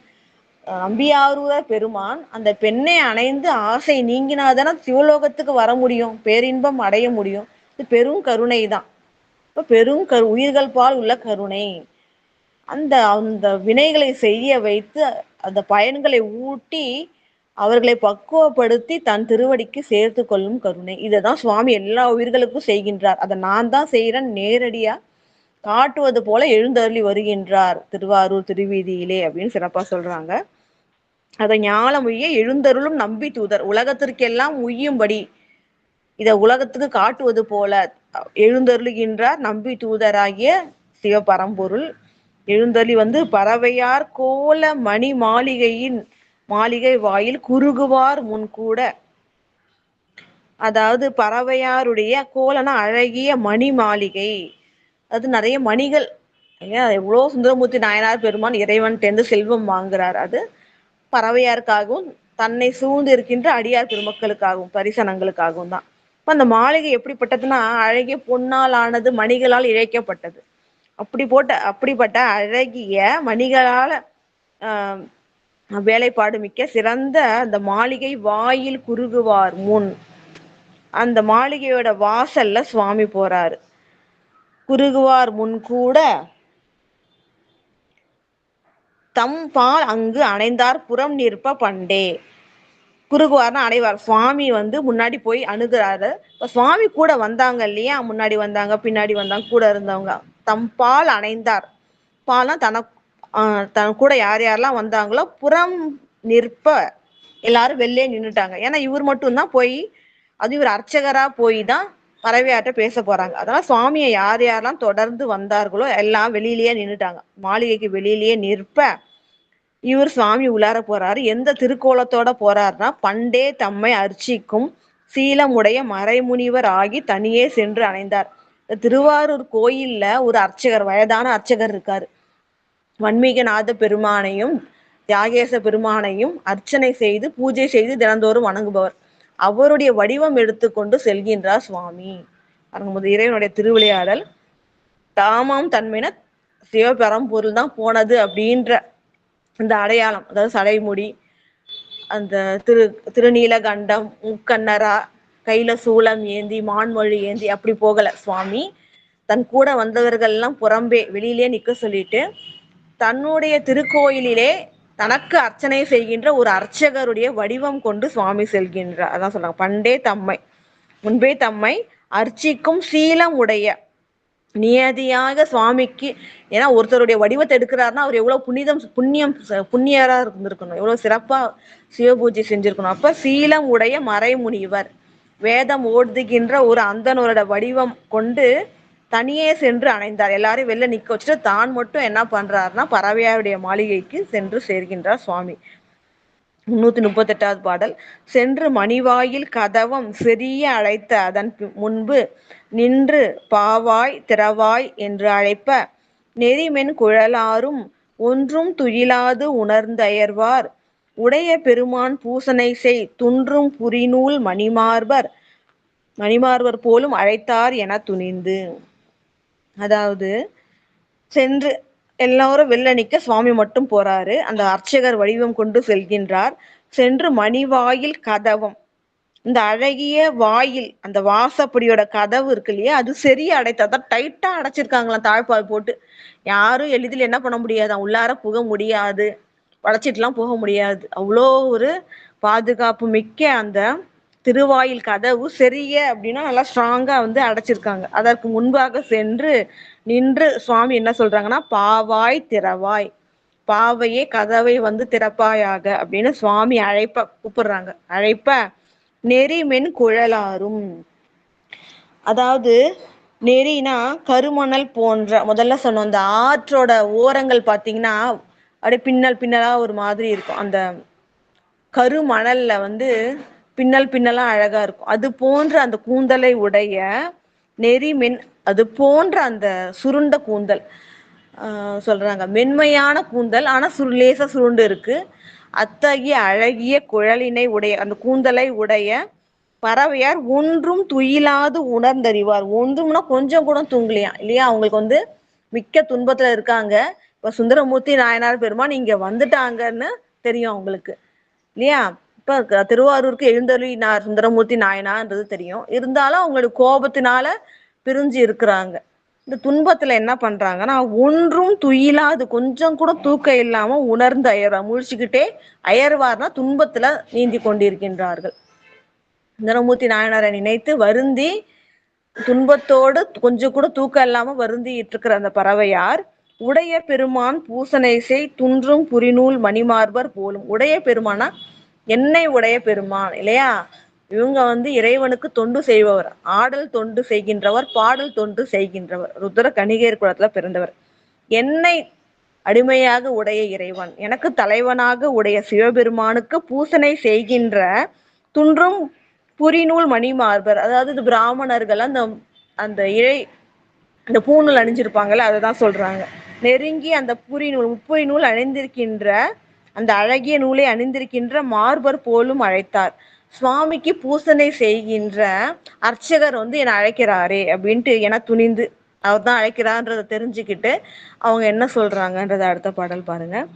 பாதி மதிவாழ் முடியாரை பயில் பூசனையின் பணி புரிவார், பாதி இரவில் இங்கு அணைந்தது என்னோ என்று பயமெய்தி, பாதி உமையால் திருவடிவில் பரமராவது அறியாதே, பாதி மதிவாள் முதலாரும் பதைத்து வந்து கடை திறந்தார்.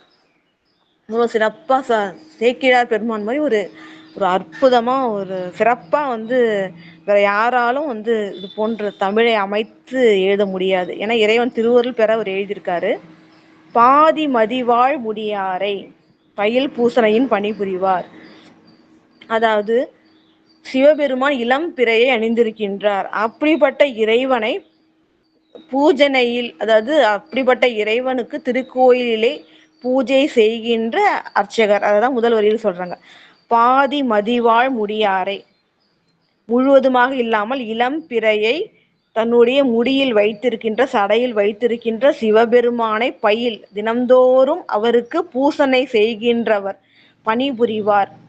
தினம்தோறும் இளமதியை அணிந்திருக்கின்ற சிவபெருமானுக்கு பூசனைகள் செய்து பணிபுரிபவர் பாதி இரவில் இங்க அணைந்தது என்னும். நடுராத்திரி ஆயிடுச்சு, பாதி இரவுல இங்க நடுராத்திரில இங்க வந்திருக்காரே, என்ன காரணம் அப்படின்னு நினைச்சிட்டு இங்க அணைந்தது என்னோனா என்ன காரணத்தாலோ.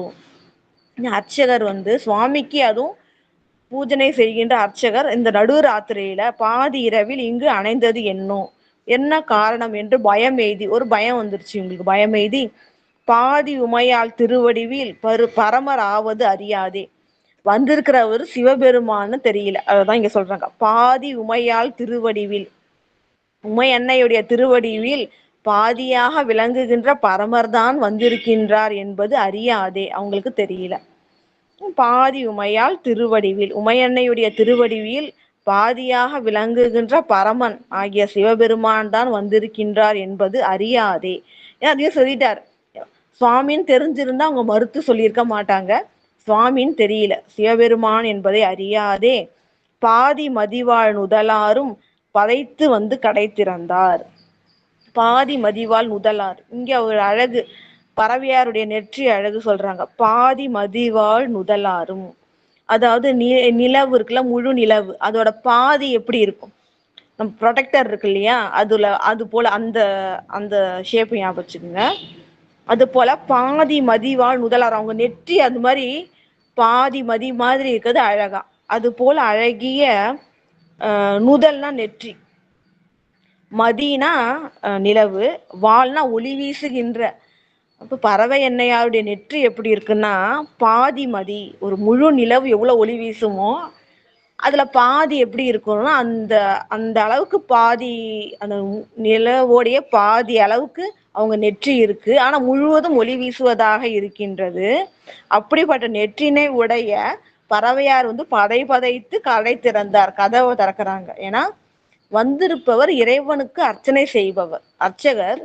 அவர் நம்ம வீட்டுக்கு நடுராத்திரில வந்திருக்காரே, நடுராத்திரில வந்து காரணம் எல்லாம் வரமாட்டாங்க, ஏதாவது முக்கியமான விஷயம், ஏதாவது ஒரு அவசரமா இருந்தாதான் நடுராத்திரிக்கு வருவாங்க. என்ன விஷயமோ அப்படின்ட்டு பதை பதைத்து கதவை வந்து திறக்கின்றார்கள் பறவையார் அன்னையார்.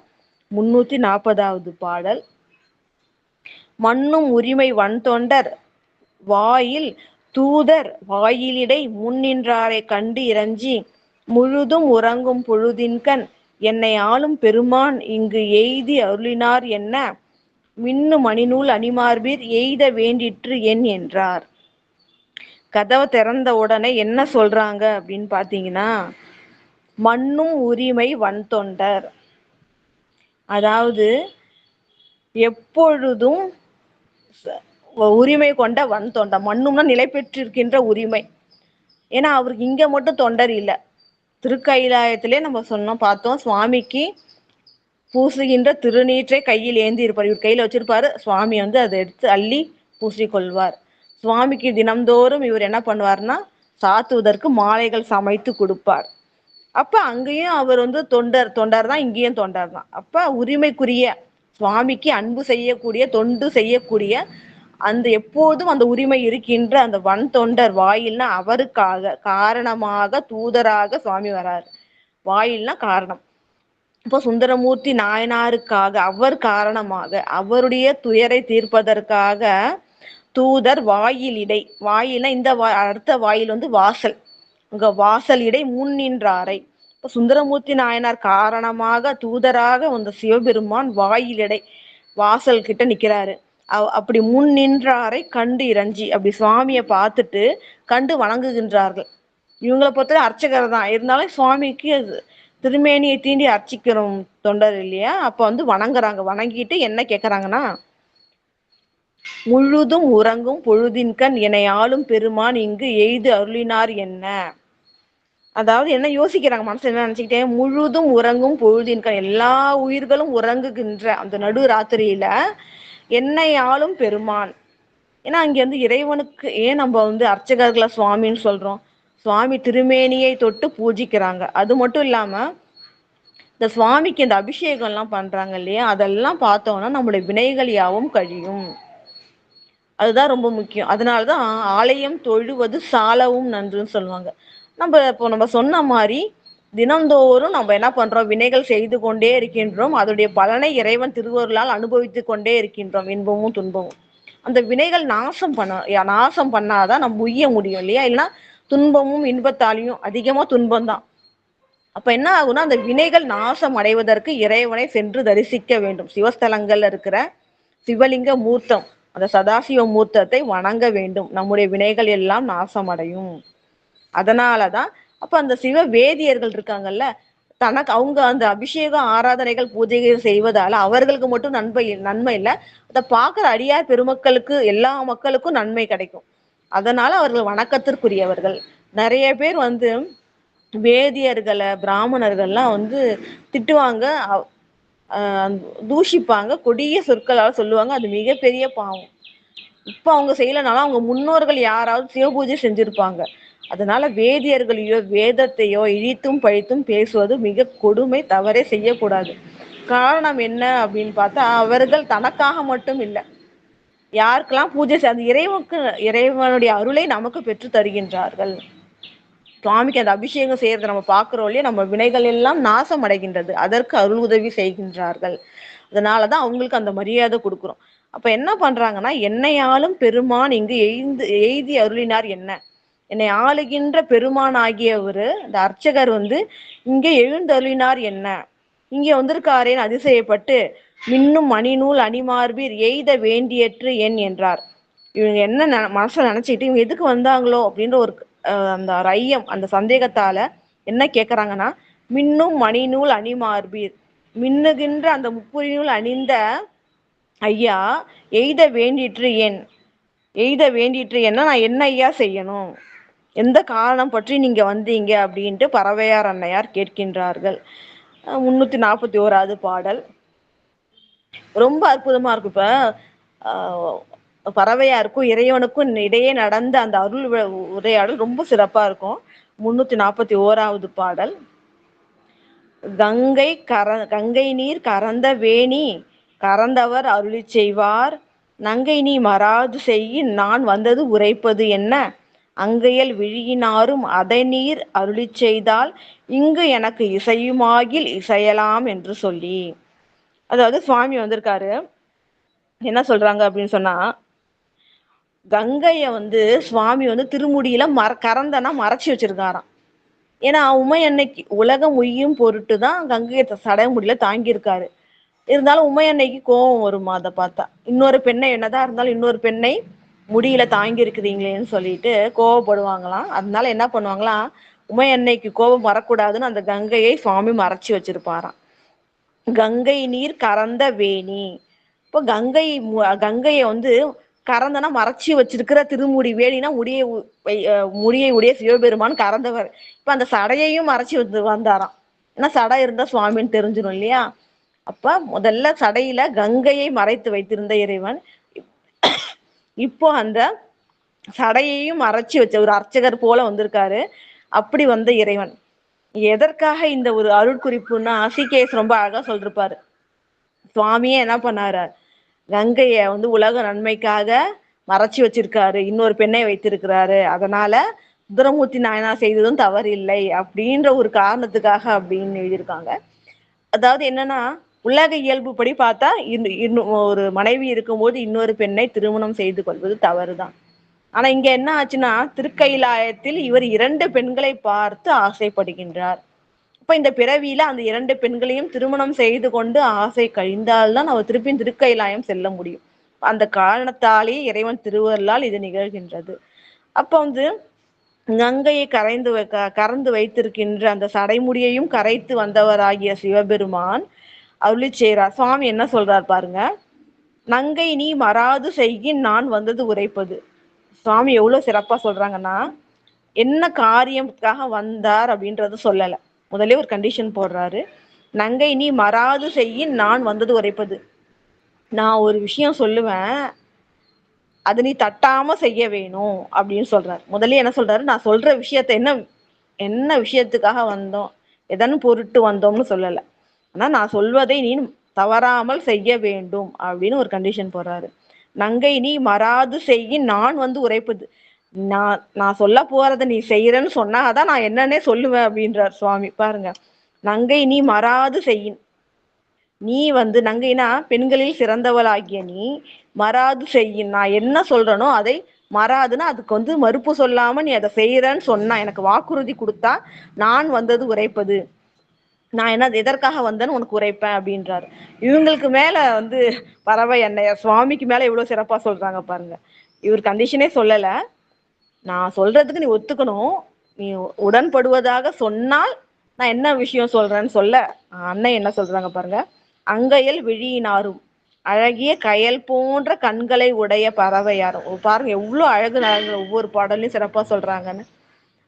அந்த அழகிய கயல் போன்ற கண்களை உடைய பறவையாரும் அதனை நீ அருளி செய்தால் இங்கு எனக்கு இசையுமாகில் இசையலாம் என்று சொல்லி இவங்க ஒத்துக்கல. உடனே என்ன சொல்றாங்க, நீங்க என்ன விஷயம்னு சொல்லுங்க, அருளி செய்தால்தான் நீங்க அதை சொல்லி அருளுங்கள், இங்கு எனக்கு இசையுமாகில் இசையலாம் அப்படின்றாரு. அதாவது இசைதல்னா என் மனசுக்கு அது செய்ய முடியும்னு எனக்கு தோணுச்சுன்னா நான் செய்யறேன் அப்படின்ட்டு. சுவாமி சொல்றாங்கன்றதுக்காக இவங்க அர்ச்சகர் சொல்லிட்டாரே அப்படின்றதுக்காக நான் செய்யறேன் சுவாமின்னு சொல்லல, நீங்க அந்த விஷயம் என்னன்னு சொல்லுங்க, அதனை நீர் அருளி செய்தால், இங்க எதற்காக என்னை பார்க்க வந்தீங்க அப்படின்ற அந்த அருள் காரணத்தை அருளி செய்தால், நீங்க சொல்லி அருளினீர்கள் என்றால் இங்கு எனக்கு இசையுமாகில் இசையலாம். இங்கு எனக்கு இசையும், என் உள்ளத்துக்கு அது செய்யணும் சரியா அப்படி தோணுச்சுன்னா இசையலாம். நான் அதை வந்து ஒத்துக்கிட்டு நான் அதை செய்யறேன் என்று சொல்ல 342வது பாடல். இறைவன் என்ன சொல்றாரு பறவையாட்டு அப்படின்னு பாத்தீங்கன்னா, என் இணைந்து அணைந்தது என்பால் இன்னது என்று அருளி செய்தால் பின்னையது ஏழுமாகிலாம் என பிரானார்த்தாமும் மின்னிடை மடவாய் நம்பி வர இங்கு வேண்டும் என்ன நன்னுதலாரும் சால நன்று நம் பெருமை என்பார். அதாவது இறைவன் வந்து நான் சொல்லுவேம்மா, ஆனா நீ அதை வந்து செய்யறன்னு ஒத்துக்கிட்ட அந்த விஷயம் என்னன்னு சொல்ற அப்படின்னு சொல்ல அம்மா சொல்றாங்க, இல்லைங்க ஐயா நீங்க சொல்லுங்க அது என்ன விஷயம், நான் அதை என்னால செய்ய முடிஞ்சா நான் செய்யறேன் அப்படின்னு சொல்ல சுவாமி வந்து வேற வழி இல்லை, சொல்லிதான் ஆகணும். என்ன சொல்றாரு பாருங்க, என் இணைந்து அணைந்தது என்பால் இன்னது என்று அருளி செய்தால் பின்னையது ஏழுமாகிலாம் என பிரானார் தாமும்.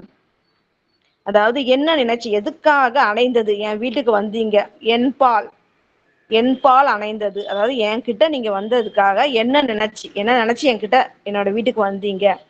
இன்னது என்று அருளி செய்தால், அந்த காரணம் இன்னது என்று நீங்க சொன்னீங்கன்னா பின்னை அது ஏழுமாகிலாம், எனக்கு அது ஏழுமாகி எனக்கு செய்யணும்னு தோணுச்சுன்னா இயலும், நான் அதை செய்வேன் அப்படின்னு என சொல்ல பிரானார் தாமும். யாருக்கு பிரானார்? சுந்தரமூர்த்தி நாயனாருக்கும் தலைவர் பிரான், இவங்களுக்கும் பிரான். அப்படிப்பட்ட தலைவராகிய சிவபெருமான் என்ன சொல்றாரு பாருங்க, மின்னிடை மடவாய் நம்பி வர இங்கு வேண்டும்.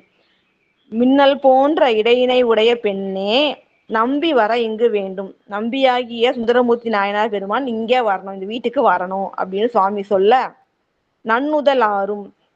அந்த நான் முதல்லயே சொன்ன அந்த அழகிய பாதி சந்திரன் போல, அந்த அர்த்த சந்திரன் சொல்லுவோம், அந்த பாதி சந்திரனை ஒளி வீசுகின்ற பாதி சந்திரன் போன்ற அழகிய நெற்றினை உடைய பறவையார் வந்து என்ன சொல்றாங்கன்னா, சால நன்று நம் பெருமை.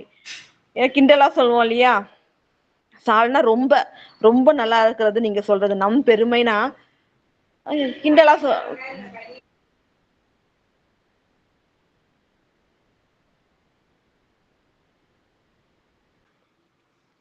என்ன சொல்றாங்கன்னா, அன்னை சால நன்று நம் பெருமை, ரொம்ப நல்லா இருக்குங்க ஐயா நம்ம பெருமை, உங்கன்னு சொல்லல, நான் அவங்களையும் சேர்த்துக்கிறாங்க, ரொம்ப ரொம்ப நல்லா இருக்கு உங்க பெருமை அப்படின்றாங்க. சாலனா மிகவும் மிகவும் நன்று நம் பெருமை, ரொம்ப ரொம்ப நல்லா இருக்குங்க ஐயா உங்களோட பெருமை, நம்மளுடைய பெருமை ரொம்ப சிறப்பா இருக்கு. ஒரு இகழ்ச்சினா என்ன, ஒரு ஏதோ கேலியா சொல்லுவோம்ல, அது போல உங்க பெருமை ரொம்ப நல்லா இருக்கு, சாலனா மிகவும் நன்று, ரொம்ப நல்லா இருக்கு நீங்க சொன்னது அப்படின்னு சொல்லுவார். சொல்லிட்டு 343வது பாடல். பங்குனி திருநாளுக்கு பண்டு போல் வருவாராகி இங்கு என்னை பிரிந்து போகி ஒற்றியூர் எய்தி அங்கே சங்கிலி தொடக்குண்டாருக்கு இங்கு ஒரு சார்பு உண்டோ, நீர் கங்குலின் வந்து சொன்ன காரியம் அழகிது என்றார். சொன்னது மட்டும் இல்லாம கோவத்துல இன்னும் என்ன சொல்றாங்க பறவை என்னையார் பாத்தீங்கன்னா, பங்குனி திருநாளுக்கு பண்டு போல் வருவாராகி, அதாவது சுந்தரமூர்த்தி நாயனார் பெருமான் தெரியும் நமக்கு பல சிவஸ்தலங்களும் சென்று இறைவனை வணங்கி பதிகம் பாடிக்கொண்டு வருவார். தமிழ்நாடு எங்கும் உள்ள சிவஸ்தலங்களுக்கெல்லாம் சென்று வணங்கி வருவாரு. திருவாரூருக்கு அந்த பங்குனி உத்திர நாள் போது சிறப்பு வந்துருவாரு. காரணம் என்னன்னா, மிக சிறப்பாக உற்சவம் நடத்தப்படும். அந்த பங்குனி உத்திரத்துல 48 நாட்களும் சிறப்பாக உற்சவம் நடத்தப்படும். அந்த அழகினை கண்டு வணங்குவதற்காக திருவாரூர் வந்துருவாரு.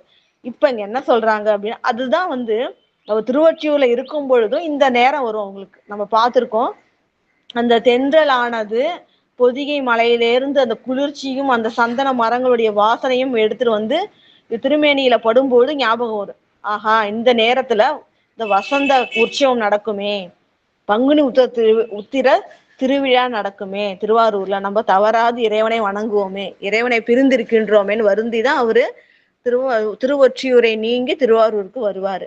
இப்ப என்ன சொல்றாங்கன்னா, இவர் வந்து எப்பவுமே போயிட்டு பங்குனி உத்திரத்துக்கு வருவாரு, அதே போல நினைச்சிட்டு சாதாரணமா வந்துடுறாரு. ஆனா எப்பவும் போல இப்ப வரலையே, என்ன பண்ணிட்டாரு அவரு, ஒரு பெண்ணை திருமணம் செய்து கொண்டார். பங்குனி திருநாளுக்கு பண்டு போல் வருவாராகி, எப்பொழுதும் அவர் வந்து சிவஸ்தலங்களுக்கு செல்வார், பங்குனி உத்திரத்தப்ப திருப்பி வந்துருவாரு, அது போல வந்திருக்காரு. ஆனா அதே மாதிரி வரலையே, எப்படி சொல்றாங்க பாருங்க, இங்கு என்னை பிரிந்து போகி, என்ன பிரிஞ்சு போய் ஒற்றியூர் எய்தி அங்கே, ஒற்றியூர் சென்று அங்கே சங்கிலி தொடக்குண்டாருக்கு, சங்கிலி என்ற பெண்ணை திருமணம் செய்து கொண்டு. இங்க பெண்ணுன்னு சொல்லல பாருங்க, சங்கிலியால் தொடக்குண்டுனா சங்கிலியால் கட்டப்பட்டவர் அவர் அப்படின்றாங்க. அந்த பேருக்கு ஏற்ற மாதிரி அவங்க சொல்றாங்க. ஏன்னா சங்கிலி வந்து பிணைத்தற்கு பயன்படுது, கட்டுறதுக்கு. அப்படி அந்த சங்கிலியாரோட விரும்பி திருமணம் செய்து கொண்டு அவரோடு அவர் வந்து பிணைக்கப்பட்டார். அப்படிப்பட்டவருக்கு இங்க ஒரு சார்பு உண்டோ, இங்க அவருக்கு பற்று உண்டாகுமா? அவரு அங்க விரும்பி அவர் திருமணம் செய்து கொண்டார். அப்படிப்பட்டவர் விரும்பி அங்க திருமணம் செஞ்சதுனால இங்க அவருக்கு எப்படி பற்று உண்டாகும், எப்படி நான் அனுமதிக்க முடியும் அப்படின்ற கேள்வி கேட்கிறாங்க.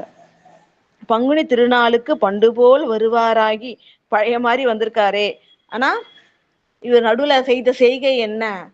திருவொற்றியூரிலே சேர்ந்து அங்கே சங்கிலியால கட்டுண்டவராக விளங்குகின்றார்.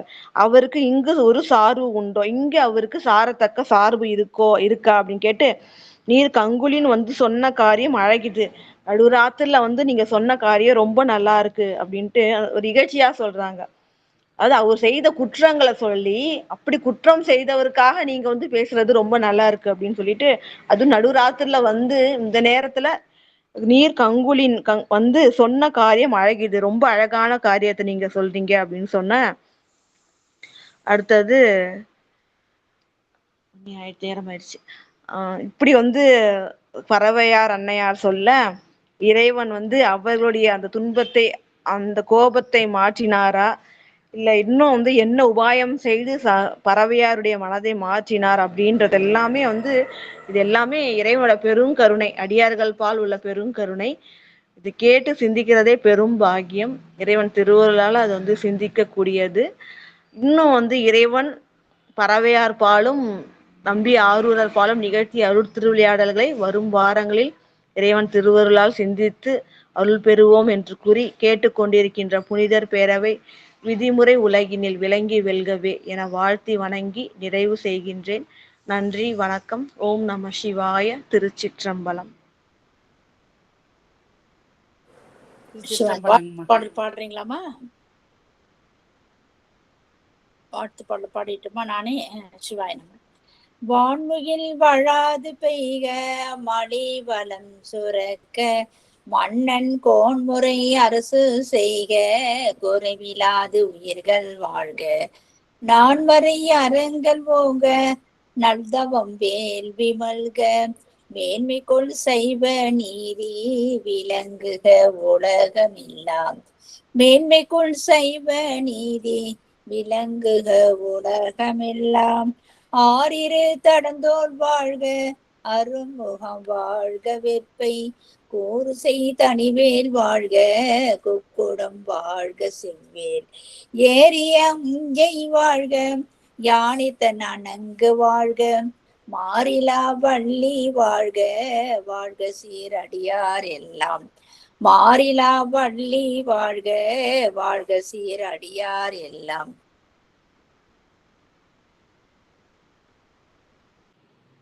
ஓம் நம சிவாய. அம்மா அப்புறம் இன்னொரு கருத்து, இன்று பிறவி திருநாள் காணுகின்ற ரஞ்சிதமணி அம்மையார் அவர்களை வாழ்த்தி வணங்கி